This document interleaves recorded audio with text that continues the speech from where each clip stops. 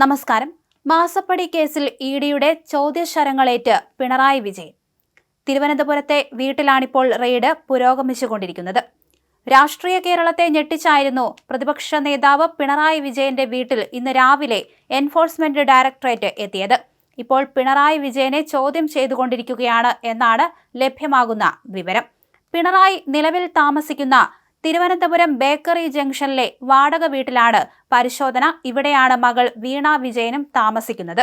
ഇന്ന് പുലർച്ചെയായിരുന്നു ഇഡി 12 ഇടങ്ങളിൽ പരിശോധന നടത്തിയത്. കരിമണൽ കർത്ത, അതുപോലെ തന്നെ പിണറായിയുടെ മരുമകനായ റിയാസ് എന്നിവരുടെ വീടുകളിലും ഇപ്പോൾ റെയ്ഡ് നടത്തിക്കൊണ്ടിരിക്കുകയാണ്. കേസിൽ ഇഡി അന്വേഷണം തുടരാമെന്ന ഹൈക്കോടതി ഉത്തരവിന് പിന്നാലെയാണ് നടപടി സ്വീകരിച്ചിരിക്കുന്നത്. എന്തായാലും മുഖ്യമന്ത്രി കസേര ഒഴിഞ്ഞതിന് പിന്നാലെയാണ് പിണറായി വിജയന്റെ വീട്ടിലിപ്പോൾ ഇഡി എത്തിയിരിക്കുന്നത്. വീണ വിജയന്റെ എക്സാലോജിക് മാസപ്പടി കേസിനെ ചൊല്ലിയാണ് ഈ മിന്നൽ പരിശോധന നടത്തിയിരിക്കുന്നത്. കേസിൽ CMRL നൽകിയ ഹർജി കഴിഞ്ഞ ദിവസം ഹൈക്കോടതി തള്ളിയതോടെയാണ് ഇഡിക്ക് മുന്നിൽ ഇത്തരത്തിൽ കവാടങ്ങൾ തുറക്കപ്പെട്ടത്. അന്വേഷണം തടയണമെന്നാവശ്യപ്പെട്ട് കരിമണൽ കമ്പനി MD ശശിധരൻ കർത്ത, കമ്പനിയുടെ chief finance officer KS Suresh Kumar, ജീവനക്കാരായ അഞ്ജു റേച്ചൽ, ചന്ദ്രശേഖരൻ അടക്കമുള്ളവർ നൽകിയ ഹർജികൾ ഹൈക്കോടതി തള്ളുകയായിരുന്നു. മേൽക്കോടതിയെ സമീപിക്കാൻ ഒരാഴ്ച സാവകാശം വേണമെന്ന കമ്പനിയുടെ ആവശ്യവും കോടതി അംഗീകരിച്ചില്ല.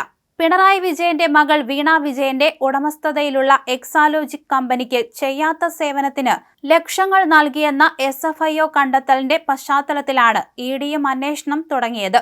അന്വേഷണം തങ്ങളിലേക്ക് നേരിട്ടെത്തുന്ന ഘട്ടത്തിലാണ് CMRL കമ്പനിയും അതിന്റെ 4 മുൻനിര ഉദ്യോഗസ്ഥരും ഇഡി നടപടികൾ റദ്ദാക്കണമെന്ന് ആവശ്യപ്പെട്ട് ഹൈക്കോടതിയെ സമീപിച്ചത്. ഇഡി സമൻസുകൾ അയക്കുന്നത് തടയാനും കേസ് നടപടികൾ മരവിപ്പിക്കാനുമായിരുന്നു കമ്പനിയുടെ നീക്കം. എന്നാൽ പ്രഥമദൃഷ്ട്യാ കേസിൽ കള്ളപ്പണ ഇടപാടുകളുടെ ലക്ഷണങ്ങളുണ്ടെന്നും അന്വേഷണ ഏജൻസിയുടെ സ്വാഭാവികമായ നടപടികളിൽ ഇടപെടാനാകില്ലെന്നും വ്യക്തമാക്കിയാണ് കോടതി ഹർജികൾ തള്ളിയത്. ഈ കോടതി ഉത്തരവോടെ അന്വേഷണം തടസ്സപ്പെടുത്താൻ കമ്പനി ഉയർത്തിയ നിയമപരമായ പ്രതിരോധങ്ങളെല്ലാം തകർന്നടിഞ്ഞു. മുൻപ് രാഷ്ട്രീയ വേട്ടയാടൽ എന്ന് പറഞ്ഞ് പ്രതിരോധിച്ചിരുന്ന കേസാണ്.